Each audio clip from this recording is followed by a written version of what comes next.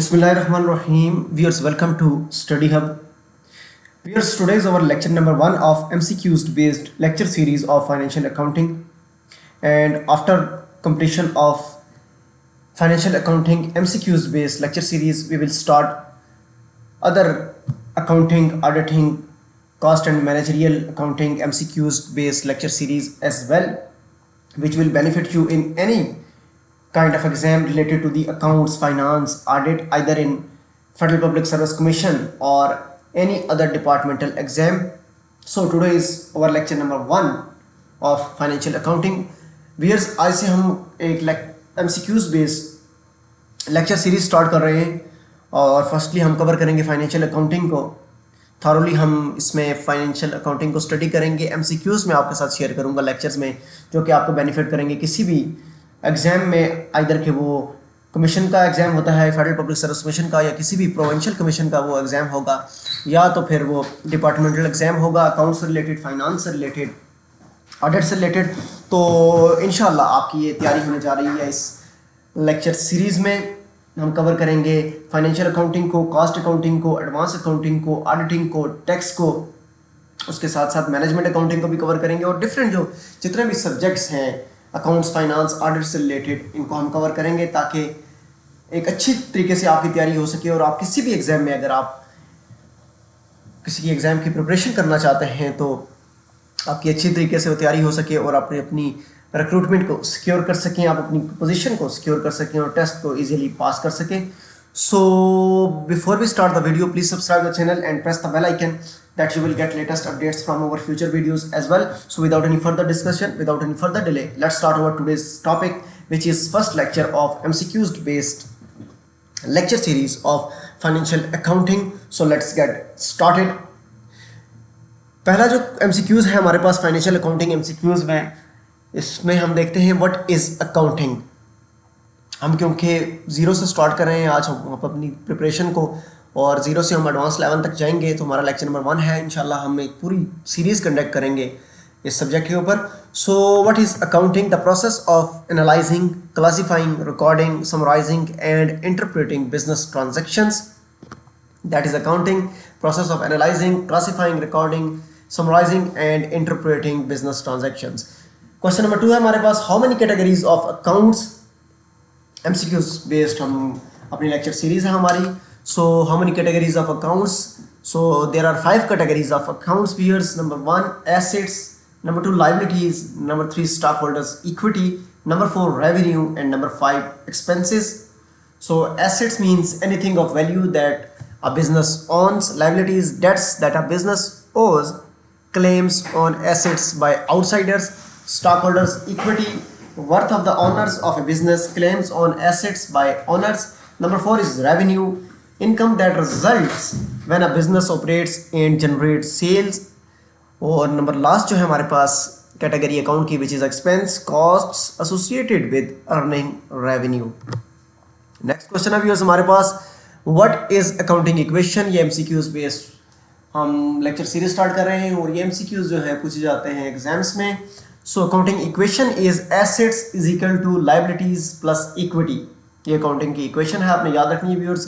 Assets is equal to liability plus equity. The accounting equation is a formula that shows the sum of a company's liabilities and shareholders equity are equal to its total assets. Assets is equal to liabilities plus equity. The clear-cut relationship between a company's liabilities, assets and equity are the backbone to double entry bookkeeping. Next हमारे पास MCQs है, rules of debit and credit को हम देख लेते हैं। तो इसमें जो व्यूअर्स आपने क्लियर कट ये याद रखना है कि for cash and revenue and expense accounts हम आज ये स्टडी करेंगे rules of debit and credit को। So debit cash when you receive it, cash increases, जब आपकी कैश इंक्रीज होगी तो आपने कैश को डेबिट करना है, और जब कैश डिक्रीज होगी तो कैश को आपने क्रेडिट करना है। डेबिट एक्सपेंसेस व्हेन यू इंकर देम, एक्सपेंसेस इंक्रीज, जब आपके एक्सपेंसेस इंक्रीज होते हैं तो आपने डेबिट करने हैं, और credit revenue when you earn it, revenue increases, अगर आपकी इनकम या रेवेन्यू इंक्रीज होता है तो आपने क्रेडिट करना है और एक्सपेंसेस को आपने डेबिट करना है। ये डेबिट क्रेडिट रूल है viewers. Income always credited, income और revenue always credited and expenses always debited. और सेकेंडली जो है, अगर कैश आपकी इंक्रीज करती है तो आपने कैश को डेबिट करना है, और कैश डिक्रीज करती है तो कैश को क्रेडिट करना है। ये 2 रूल्स आपने याद रखने हैं, सिंपल।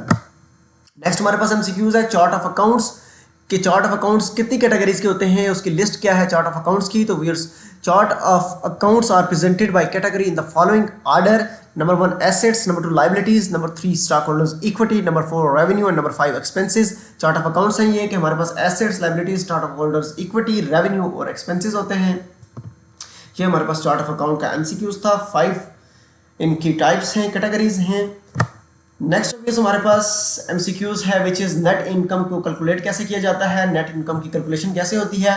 तो रेवेन्यू माइनस एक्सपेंस हम करेंगे तो नेट इनकम हमारे पास आती है viewers, revenue minus expenses is equal to net income. और अगर आपने नेट सैलरी निकालनी है, आपसे कोई क्वेश्चन भी पूछा जाता है कि नेट सैलरी आपने कैसे निकालनी है, तो आपकी जो ग्रॉस सैलरी होती है, ग्रॉस सैलरी में से माइनस करते हैं आप अपनी डिडक्शंस को, कोई भी लोन्स वगैरह लिए होते हैं या एडवांसेस लिए होते हैं तो उनको माइनस करते हैं, तो फिर हमारे पास आती है net salary. Gross salary minus जो है लोन्स या एक्सपेंसेस जो भी हमारे होते हैं, और उसको हम उसके बाद ग्रॉस में से माइनस करते हैं एक्सपेंसेस को, तो हमारे पास आती है नेट सैलरी। और रेवेन्यू नेट इनकम की कैलकुलेशन भी यही है कि revenue minus expenses is equal to net income. What are the key goals of accounting process, एक और एमसीक्यूज है हमारे पास व्यूअर्स के। की गोल्स क्या है अकाउंटिंग प्रोसेस के, तो फाइनेंशियल स्टेटमेंट्स प्रिपेयर करना व्यूअर्स की गोल है अकाउंटिंग प्रोसेस का।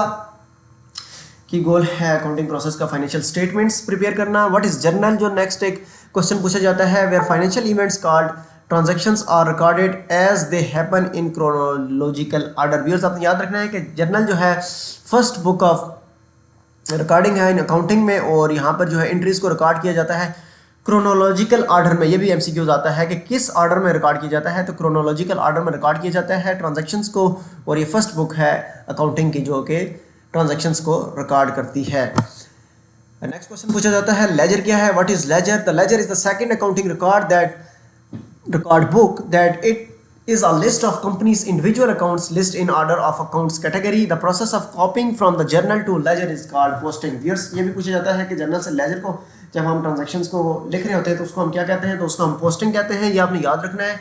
उसके साथ साथ लेजर क्या है, लेजर एक सेकंड अकाउंटिंग बुक है जिसमें हर एक कैटेगरी का अकाउंट अलग अलग से बनता है, जिसमें हमने जर्नल में एंट्रीज की होती हैं। फॉर एग्जांपल कैश एंट्रीज की होती हैं, एक्सपेंसेस की एंट्रीज की होती हैं, सेल्स की एंट्रीज की होती हैं। तो लेजर हमने अलग अलग से बनाना है। कैश का अलग लेजर बनेगा, सेल्स का अलग लेजर बनेगा, परचेज का अलग लेजर बनेगा। तो हर एक अकाउंट का अलग अलग हमने लेजर बनाना होता है, और जर्नल से लेजर में एंट्रीज को हम कहते हैं पोस्टिंग।